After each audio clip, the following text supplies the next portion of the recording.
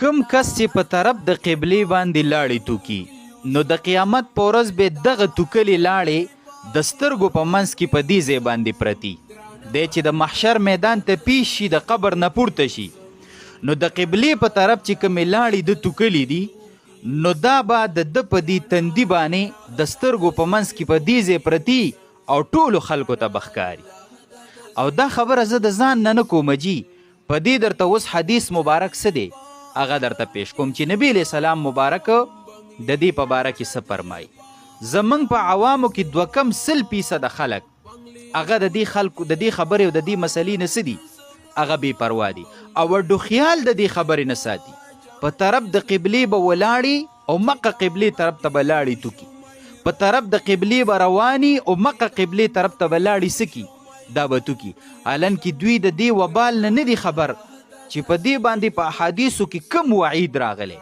او کومه زورنه پې راغلی چې تاسو په طرف د قبلې باندې لاړې مه توکئ زه تاسو ته هغه حدیث ویم یو حدیث مبارک کې راځي سنن ابو داود دا روایت نقل کړی کم چې درته ما وویو چې نبی علیه السلام مبارک فرمایي چې څوک په طرف د قبلې باندې لاړې توکي صحیح شوله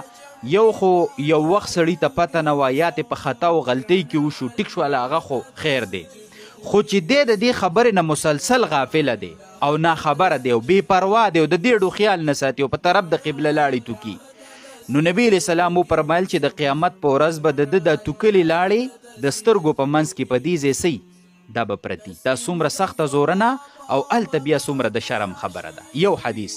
دویم کې دا راځي چې نبی علیه السلام مبارک په دې خبره باندې یو کس د امامتۍ نه ختم کړی چې د یو قوم امامتي کوله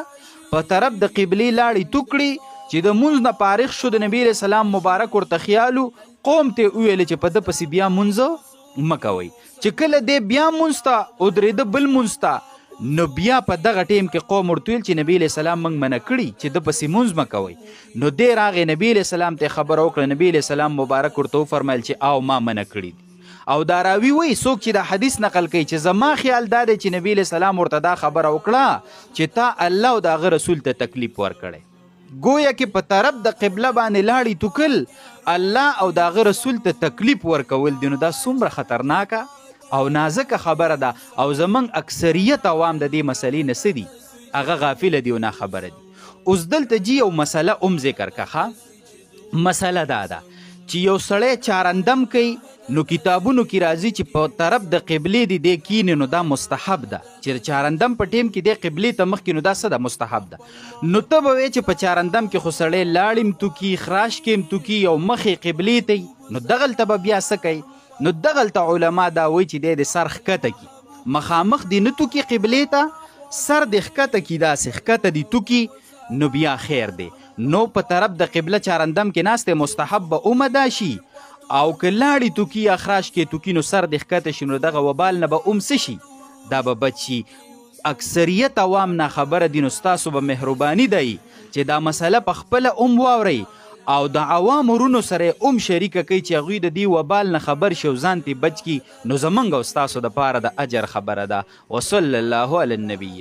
د جمعې د خطبې په ټیم کې که چنده کېدله نو چنده به نه ورکې په دې باندې ګناهګارېږي دا د ځان سره یاد ساته په بعضې جوماتونو کې دا ډېره غلطه طریقه جوړه ده چې هلته به امام د جمعې خطبه وی او دلته به یو کس شکرۍ په لاس ګرځي او د خلکو نه به څه راټولیږي چنده به راټولئ د جمعې د خطبې په باره کې خو دومره تاکید راغلی دی چې یو کس بل ته وویلی چې سم شه مه کوه چپ شه نو حدیث مبارک کې راځي دا د لغوه کار وکړو دا د څه وکړو عبس کار دی وکړو نو بیا د چندې د راټولولو اجازت د کم ځای نه راغی او د چندې د ورکولو اجازت د کم ځای نه راغی د چندې والا چې ګرځي ټول جومات یې په تماشۍ ځکه د بعضې کس نه په جیب کې د 10 روپو لوټ ورک شي نو چې هغې پسې ګرځي چندې والا شکرۍ په لاس په سر باندې ولاړي او بیا چې هغه پیدا نشي د 50 او د 100 لوټ رخلي نو هغه پکې بیا ماتی 10 روپۍ پکې پرېږدي او بقایات یې نه رخلي ښه چې په کم سب باندې تیر شي او دلته بعضې کسانو ته د پیسو راغېستلو موقع میلاو نشي نو دوی بیا شاته ګوري چې په دې بل سب مې خواته راورسي چې دا پیسې ور واچوم او چې په خپله نه وررسي نو بل یې ورکړي هغه هم په دې غم اخته کړي په دې ګناه کې راولي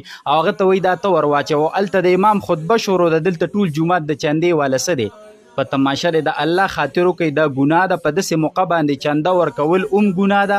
په داسې موقع باندې چنده راټولول څه دي جي دا ګناه ده. د مسجد کمیټۍ له پکار دي چې دا منع کړي، که نه منع کوي نو د مسجد کمیټې په دې باندې څه ده جي ګناهګاره ده. او په کار ده که خامخا یې کوي نو بیا د چندې دپاره خپل ټیم ورکي، په هغه ټیم کې د څه کوي چنده دې کوي. او که د امام په وس کې و امام منع کولی شو نو امام به منع کوي، او که نه منع کوي نو هغه هم په دې باندې څه دی ګناهګار دی. د خطبې په ټیم کې د خطبې د اورېدو نه علاوه بل کار روا نه دی، نه ذکر روا دی، نه نفل روا دی، او نه دعا روا ده. او که چا وکړه ثواب پې ورته نه میلاویږي بلکې الټا څه وګرځېده ګناهګار وګرځېده. لحاظه په دې مسله باندې سوچ وکړئ او دې مسلې ته څه وکړئ جي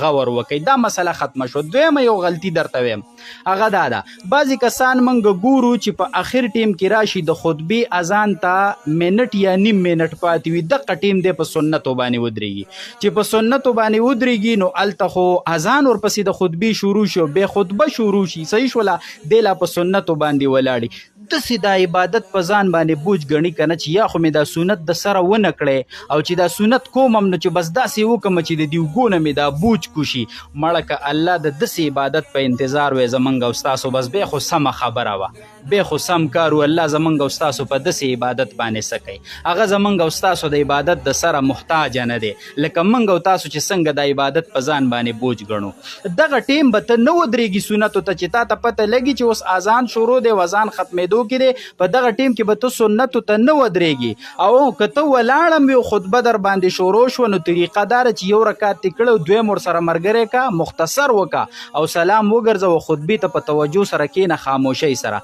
او دا سنت وروسته راوګرځوه. او که نه 3 رکعته دې کړي څلورم ورسره ملګری که، ټیک ده چې سنت دې وشو، خو داسې بیا کول پکار نه دي. مهرباني وکړئ دا د مسلمانانو ته ورسوئ، دا ډېر اهمه او ضروري مسایل دي. وصلی الله علی النبی. د غسل او د لامبلو نه پس به اودس نه کې، دا غیر ضروری عمل دی. نبی علیہ السلام مبارک د غسل نه پس اودس نه دی کړی. ترمذی شریف باب الوضو کې حدیث راوړي، حضرت عائشہ رضی الله عنها فرمایي کان النبی صلی الله علیه وسلم لا يتوضأ بعد الغسل، چې نبی علیہ السلام مبارک به د غسل نه پس اودس نه کو. ګوره جی مسله دا ده چې کله ته غسل کې نو د دې نه مخکې اودس کول دا سنت عمل دی. که د استنجا ضرورت و عورت ناپاکو نو هغه به پاکي، نجس ځایونه به وینځي، صحیح شوله. او که نه عورت ناپاک نه نو استنجا ته اړو ضرورت نشته، چارندم به وکړي، صحیح شوله. د هغې نه پس به غسل وکړي، ټول بدن به لونکې او به لامبې. ستا سنت ادا شو، مخکې د اودس وکړو، هغې نه پس دې څه وکړه جي غسل دې وکړو. خو که یو کس د غسل نه مخکې اودس ونه کو او غسل یې وکړو، پوره بدن یې لون کو، په پوره بدن باندې اوبه توی شولي، پوره بدن لون شو، نو دا یاد ساته چې د اودس چارندم وشو. او د غسل نه پس چې اودس تر څو مات شوی نه دی نو د غسل نه پس اودس کول نه دی پکار، دا غیر ضروری عمل دی. او نبی علیہ السلام مبارک داسې کړي نه دي. دا رضان سره یاد ساته. بلکې دلته علما یوه مسله ذکر کوي، هغه ډېره قابل غور ده، چې یو سړي اودس وکړو او په دې اودس باندې کم از کم د 2 رکعته مونځ نه دی کړی، یی پې هغه عبادت نه دی کړی د کم عبادت دپاره چې اودس کول ضروري دي، لکه د جنازې مونځ شو، سجده تلاوت شو، دی پې نه دي کړي. او د دې نه پس دی دوباره اودس کوي نو دوباره اودس کول مکروه دي. دا د ځان سره یاد ساته، صحیح شوله که نه. دوباره اودس کول څه دي جي مکروه دي. اوس که یو کس وایي چې ما د غسل نه مخکې اودس ونه کو، صحیح شوله، او غسل مې پوره وکړو، خو په سر مسه چې کومه د هغه په دې لامبلو کې پاتې شوې ده، نو ګوره په سر مسه څه ته وایي، لون لاس په سر راښکل. نو چې تا سر لون کو نو دا خو د مسې نه بهتر کارو شو، دا خو د مسې نه بهتر کارو شو. دا مو وایه چې ما نه مسه پاتې شوې په غسل کې، خو تا سر لون کو که نه، نو دا خو د مسې نه بهتر کارو شو، نو لحاظه اودس څه دی دا شوی دی. او که بعضې کس د دې د وجې نه د غسل نه پس اودس کوي چې په غسل کې زما عورت ښکاره وو، او عورت چې ښکاره نو اودس خو نه کېږي، نو دا خبره عوامو کې غلطه مشهوره ده. که عورت ښکاره مي نو اودس کېږي، دا د ځان سره یاد ساته. ښه، نو که د یو کس عورت ښکاره مو او د اودس کړی دی نو اودس یې څه دی جي دا شوی دی چې په دې مسله باندې تاسو پوهئ. بله مسله دا وکړه چې اودس دې د هر مقصد دپاره کړی نو مونځ پې کېږي. دا د ځان سره یاد ساته. هسې دې د ګرمۍ د وجې نه وکړو، صحیح شوله، صحیح اودس دې وکړو، چارندم دې وکړو، نو په دې باندې ته مونځ کولی شي. دا به نه وي چې دا خو ما د ګرمۍ د وجې کړی او په دې زه مونځ نشم کولی، نه مونځ پې کېږي. صرف د قرآن د تلاوت د راغستو دپاره دې اودس کړی نو په دغه اودس باندې ته بیا مونځ کولی شي. صرف د جنازې دپاره دې کړی نو که د هر مقصد دپاره تا صحیح اودس کړی چې د هغې فرض دې ادا کړي نو دا یاد ساته چې ته په دغې باندې مونځ کولی شي. یو مونځ نو ګڼ عبادتونه هم پې کولی شي او ګڼ مونځونه پرې هم